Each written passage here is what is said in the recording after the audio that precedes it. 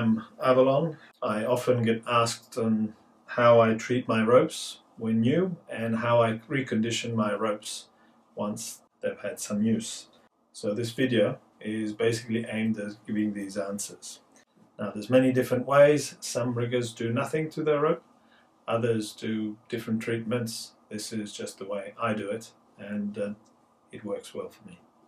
I hope you enjoy it. The new rope will have a lot of sort of loose fibers which will just shed as you use it. So there's two steps I recommend. One of them is passing it through a carabiner with a loop inside it. So as you run the rope through the carabiner, it sort of releases all of the loose fibers in the rope. And the second step is passing it over a flame to just burn off those loose fibers which are still tangled. Provide yourself with a flame, a gas flame. A kitchen stove will work, a camping gas or something like that will work. And you just burn off these fibers just by dragging the rope over the flame quite fast without letting it sit on the flame, otherwise you burn your rope. And you know when it's done, when you stop seeing these little sparks. You can go back and forwards if you think there's still some fibers to burn. This will just make your tying a lot more pleasant. Once you finish burning the fibers off, you just get a rag which you've been impregnating with some of the wax or oil, and you just run your rope through it just to clean it, so you take off all the sort of soot from the burnt fibers. One treatment is normally sufficient. However, if you want to do some deep conditioning to your rope, once you've waxed your rope, pass it over the flame once again. That way you have a deep conditioning.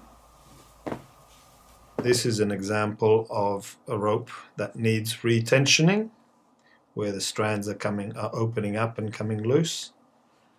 And this is an example of a rope from the same batch that has been retensioned. What you need to treat your ropes is first just a short piece of length to which you will be attaching your rope.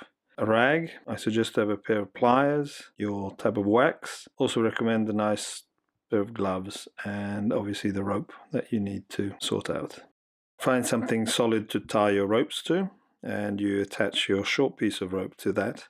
Pull your rope through the rag, holding it quite tight and firmly, so that it basically will carry any uneven rope tension between the three strands all the way to the end. You get your rag, you soak it nicely, you wipe it nicely on your wax, and then you run your hand down the rope in sections of about 2 or 3 feet, holding a little bit of tension into the rope, and you just make sure that your wax is rubbed nicely into the rope. When you get to the end of the rope, you undo your knot and you straighten out all the ropes so that there's equal tension, and if there's any uneven length, it comes out of the end. At that point, you stand at such a distance for which the middle of the rope is just touching the ground. You start winding the rope in the same direction of the rope twist, up until the rope is practically vertical or 2-3 feet off the ground. The center of the rope will sort of come up as the tension increases. Once it's practically vertical, you tie the knot back and tighten it. Once you've tied the knot, you grab hold of your rope, and the glove can come in handy, as you need to pull on that rope as hard as you can, just being careful that the knot at the other end does not come undone and send you flying. That is something that does happen. You will hear some ticking noises, and that is the tension that is traveling down the rope. When those ticking noises stop, you've basically done your job. You can release the rope. Lastly, you've got to go back to the beginning of the rope and just with a rag walk your rope back down to the end, and that will release any excess tension you put in it. At this point, your rope is ready to use. I treat my ropes every dozen times I use my ropes. That may be excessive, but I do some dynamic tying very often, and rotate your set of ropes so you don't use the same ropes over and over again. Putting your ropes away, there are different ways, and this is how I hang my ropes. Catch the ropes from the end, 2 fingers, and I just progressively go down in a figure 8 motion.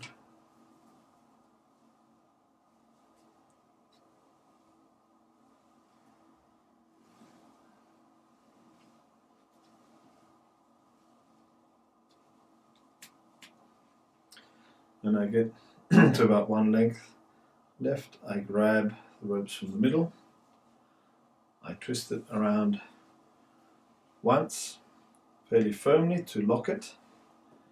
I switch hands and I put this hand over and I just wrap it loosely around my index finger till I come to the other end, and I pull through just a loop, just enough like that. Then as I hold this rope with this hand, I grab the loop and I pull it in the opposite direction. This tightens this band and holds the rope in place. What this allows you is to have the bight at reach. When you do need to use your rope, all you do is pull on the bight, unwrap your rope, and the rope is ready to use. I hope you've enjoyed this video. This is how I treat my ropes.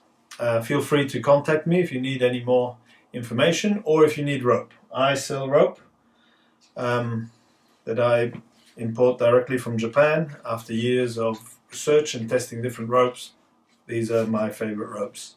And now you know my secrets on how I treat my ropes. Enjoy your rope.